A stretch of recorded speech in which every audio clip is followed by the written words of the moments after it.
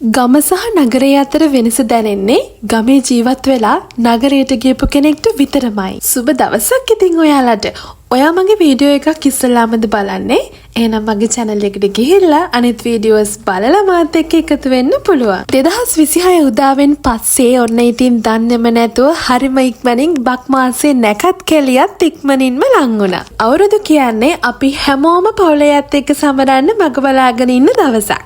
ගමට වෙලා හරි නිදහස් විදිහට ජීවත් වුණ මම නගරයට ගිහිල්ලා ඒ දේවල් එක්ක කාර්යබහුල වෙන්න පටන් ගත්තට පස්සේ ගමට එනවා කියන තරම් නිදහස් දෙයක් තවත් නෑ ළමයි. ඉතින් අන්න ඒ නිසා තමයි අපේ ගෙදර පිටිපස්සේ මෙන්න මේ වගේ ලස්සන ප්ලේස් එකක් තියෙනවා. ඉතින් මම එතනට ඇවිල්ලා මගේ මයින්ඩ් රිලැක්ස් කරගන්න හිතුවා. මට මතකයි අපි පුංචි කාලේ මෙතනට ඇවිල්ලා අපි යාළුවොත් එක්ක එකතු වෙලා සරුංගල් යවනවා.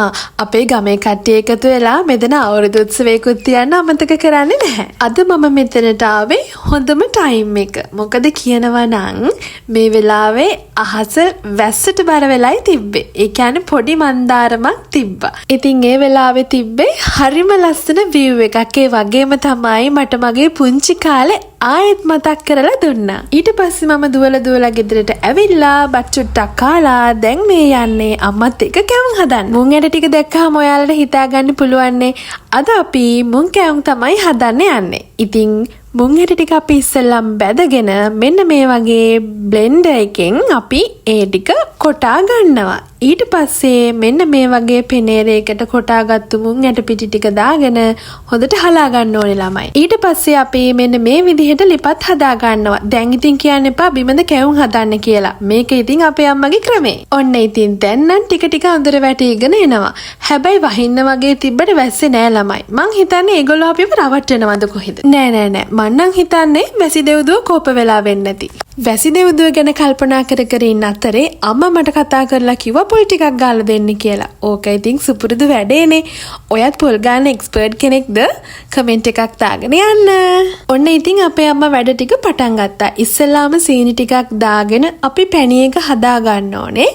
ඊට පස්සේ අපි අර කලින් කොටාගත්තු මුං ඇට පිටි ටිකයි හාල් පිටි ටිකයි එකට දාගෙන හොඳට මික්ස් කරගන්න ඕනේ. ඒ අතරේ අපේ සීනි පැණි එකත් හැදෙන ගමන් තමයි තියෙන්නේ. සාමාන්‍යයෙන් ගමක අවුරුදු කියලා කියන්නේ හැම ගෙදරකම හැම ලිපකම තෙල් තාච්චියක් ලිපේ තියෙනවා. හැම ගෙදරකම කැවුම් ගෙඩියක් අනිවාර්යෙන් හැදෙනවා. ඒක තමයි ගමේ අවුරුදු කියලා කියන්නේ.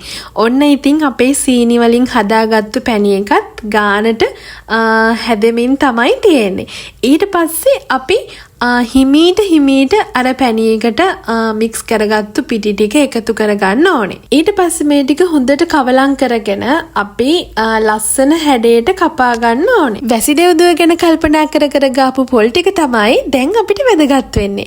පොල් කිරි, කහ කුඩුයි, පිටි ටිකකුයි එකතු කරලා මෙන්න මේ වගේ බැට එකක් හදාගෙන අපි මේ වගේ ලස්සනට කපාගත්තු කැවුම් ටිකේ තවර ගන්න ඕනේ. කැවුම තාච්චියට දාලා බැද ගන්න එකෙත් හරි අපූර්ව ටෙක්නික් එකක් තියෙනවා ළමයි.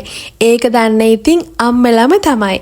කැවුම තාච්චියට දාගෙන කැවුම කැඩෙන්නේ නැති වෙන්න, කැවුම කර වෙන්නේ නැති වෙන්න, ඒ හැමදේම බලාගෙන ලස්සනට කැවුම බෙද ගන්න ඕනේ. මට හිතෙනවා ඒකට වෙන්නේ නැති අත්ගුණේ කියන්නේ කියලා. ඒ විදිහට හදාගත්තු කැවුම් වලින් පළවෙනි කැවුම අපි අයින් කරන්නේ දෙවියොන්ට. සාමාන්‍යයෙන් අපේ ගම්වල අලුත් සහල් මංගල්‍යයක් සිද්ධ වෙනකොට Taman නෙලාගත්තු අස්වැන්නෙන් ප්‍රථම ඵලය අපි පූජා කරන්නේ දෙවියොන්ට. ඉතින් මොනම අවස්ථාවක වුණත් අපි කැවුම් වගේ දේවල් හදනකොට ඉස්සෙල්ලාම අපි පූජා කරන්නේ දෙවියොන්ට. ඉතින් ටික වෙලාවකින් පස්සේ අපේ අම්මාගෙන් අවසරය අරගෙන අපි හදපු කැවුම් වල රස බලන්න යන්නේ.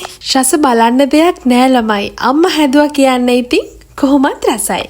එහෙනම් ඉතින් අපේ අලුත් වීඩියෝ එකකින් හම්බෙමු. ඔයගොල්ලෝ හැමෝම සතුටින් පරිස්සමින් ඉන්න.